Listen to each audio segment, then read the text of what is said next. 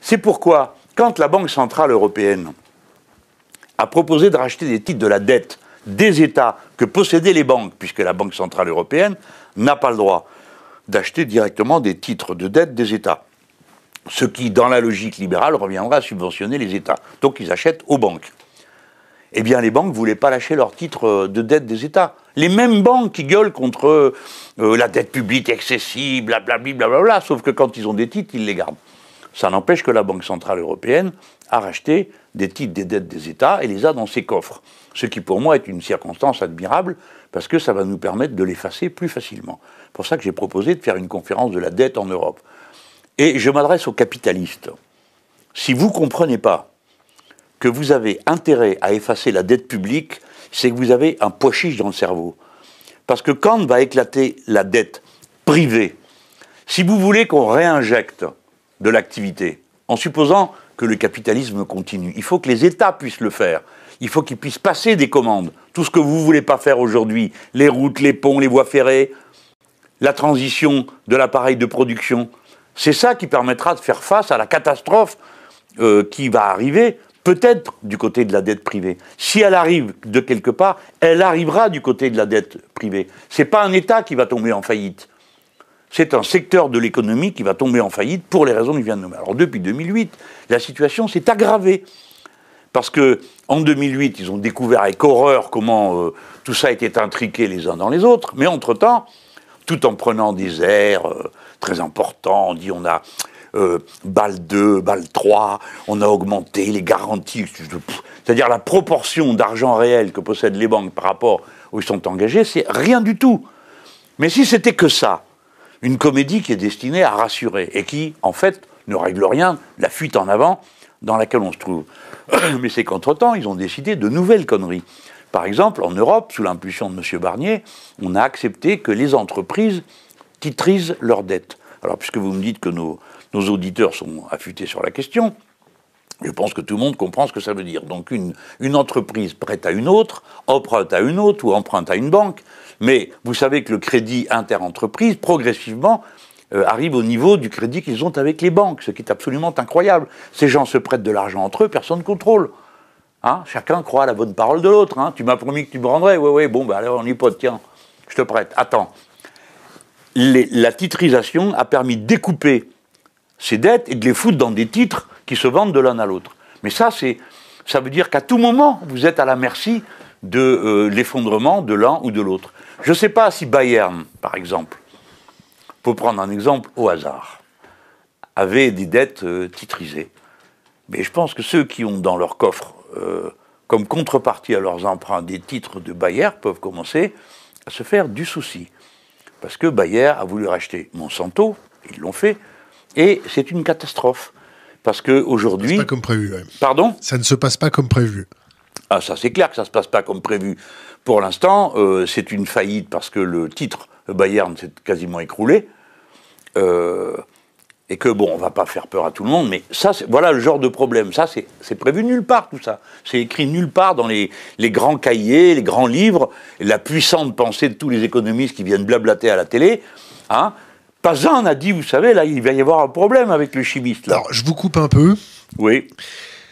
C'est pour parler de la catastrophe financière. On va y revenir tout de suite. J'ai évoqué à peu près tous les facteurs, je crois, là. La titrisation, les secteurs qui sont endettés ne sont pas capables de rembourser, le rôle des États-Unis d'Amérique qui inondent le monde avec leur dollar, et la trouille qu'ils ont, c'est là-dessus qu'on va venir, je pense, dans un instant, donc, pour comprendre pourquoi leur politique est agressive dans le monde. Oui, c'est une fuite en avant.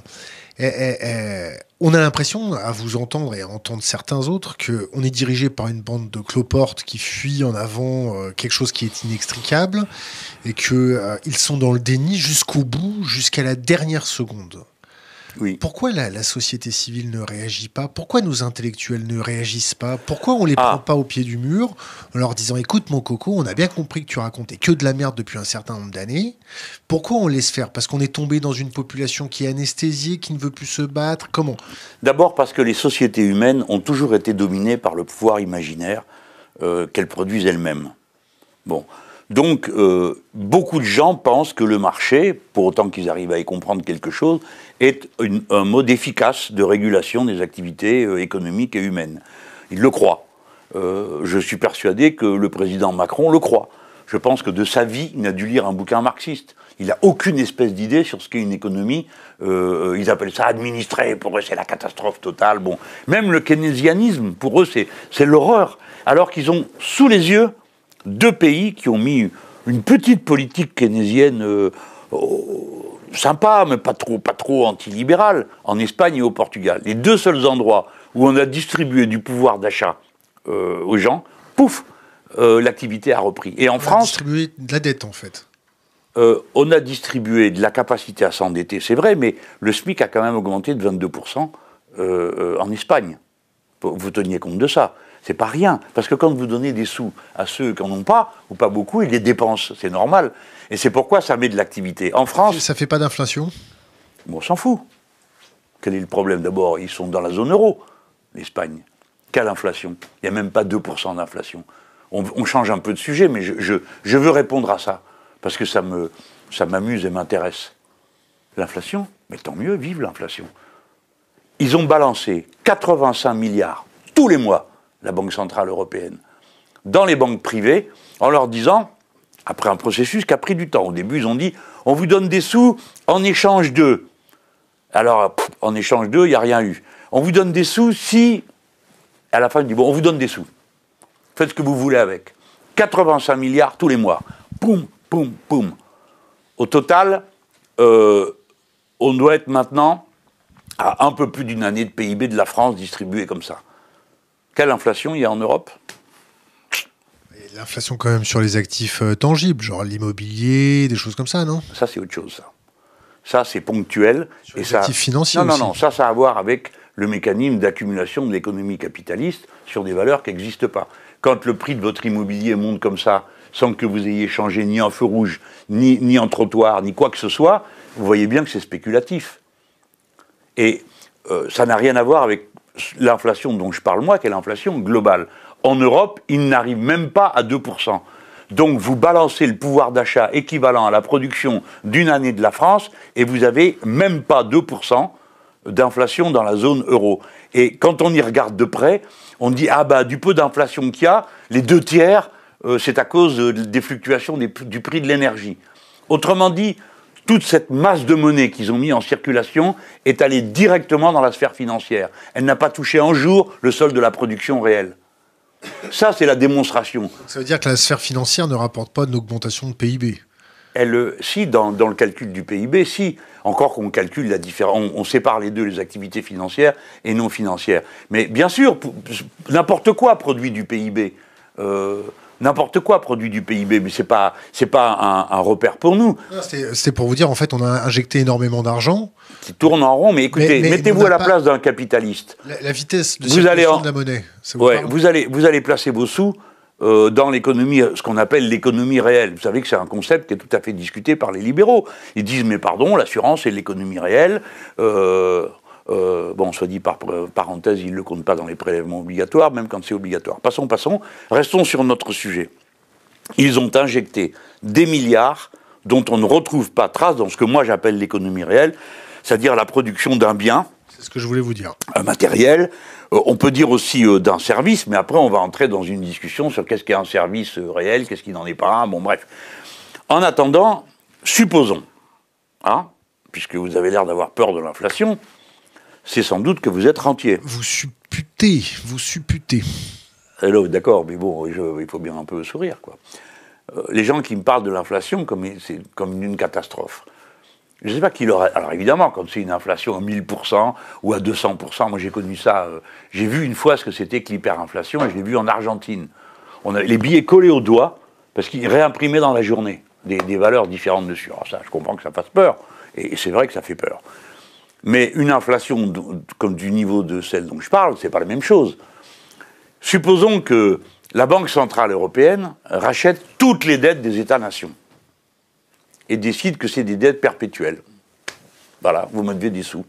Alors, si par hasard vous avez des titres, vous les maintenez dans vos bilans.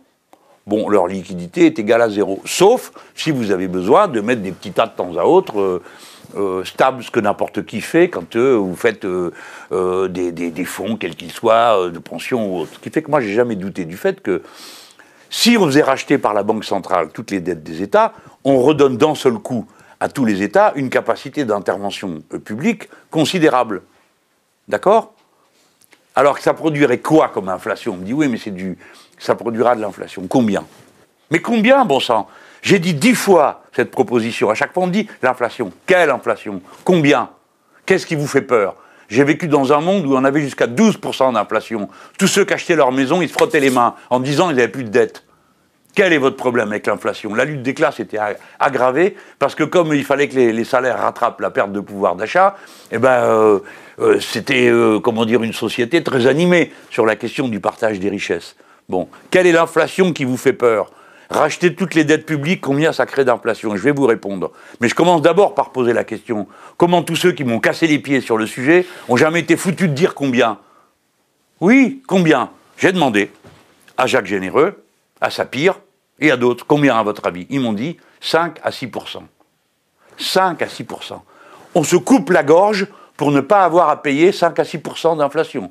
On supprime des ponts, des autoroutes, des hôpitaux pour ne pas avoir 5 à 6% d'inflation. Mais tout ça, c'est une mascarade. Ça veut dire qu'une petite poignée de gens ont convaincu tous les autres d'une connerie qui sert leur intérêt. Et l'intérêt de qui? De la rente des rentiers de l'Allemagne. C'est eux qui, par-dessus tout, ont bâti ce modèle économique. Ça s'appelle l'ordolibéralisme. Alors évidemment, tous les capitalistes de tous les autres pays trouvaient trop bien de se décharger sur les Allemands, de faire la sale besogne et de faire les pères la rigueur. Et les pères et les mères la rigueur, bon, avec des mots absolument invraisemblables à notre égard.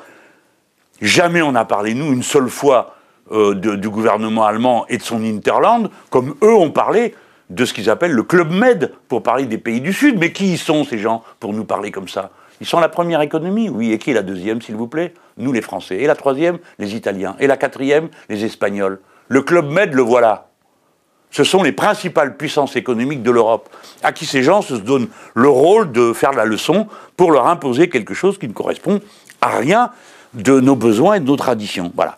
Alors, pour revenir à cette histoire d'inflation et de rachat de la dette, moi j'ai dit, il faut une conférence européenne de la dette. Voilà. Alors tout le monde peut crier, s'énerver, ça ne sert à rien. Il faut discuter de la dette parce que, je le répète ici, personne ne la paiera jamais. Je sais que ça choque quand on dit ça. Personne ne paiera jamais une dette pareille. On pourra tous les ans payer un petit peu. Mais vous êtes en train d'annoncer aux générations qu'il y a là, non seulement qu'elles n'auront même plus la terre pour pouvoir y vivre, mais que si par hasard ils survivent, ça sera pour payer la dette. Tout ça est absurde. Absurde, ça n'a aucune raison, ce sont des jeux d'écriture.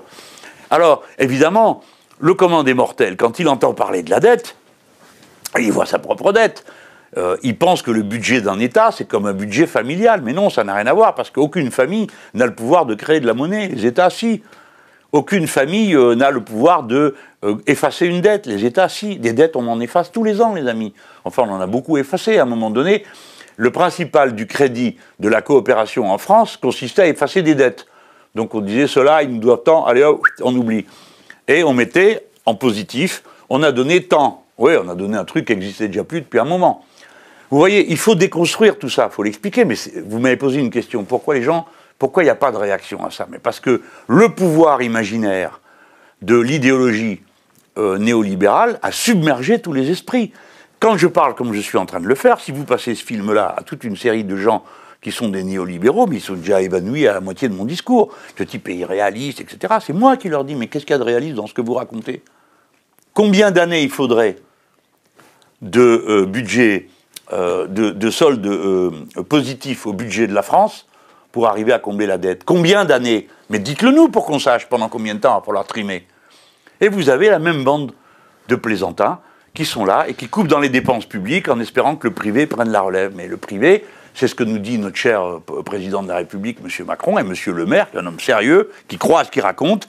On est à l'Assemblée nationale. Je lui dis, mais écoutez, vous venez de leur faire cadeau 3 milliards. D'abord, c'est curieux, vous n'avez rien demandé. Mais moi, je ne me rappelle pas avoir vu une manif de gens avec des pancartes supprimer l'ISF. Hein. J'en ai jamais vu une seule fois de ma vie. J'ai juste vu le MEDEF qui le réclamait. Bon, vous leur donnez 3 milliards. Parce que vous pensez, disent-ils, on va réinjecter ça dans l'économie. Très bien. Qu'est-ce qui vous fait croire que ces gens-là vont réinjecter ces 3 milliards dans l'économie? Quoi? Ça n'a aucun sens pour eux. Ça rapporte moins que d'aller mettre du fric dans la sphère financière. Réponse de M. Le Maire, elle est admirable, elle a été filmée, donc je ne l'invente pas. Il a dit, mais monsieur Mélenchon, le bon sens. Donc vous pensez, monsieur le maire, monsieur Macron, que c'est le bon sens qui anime l'économie capitaliste? Ben moi je crois que non.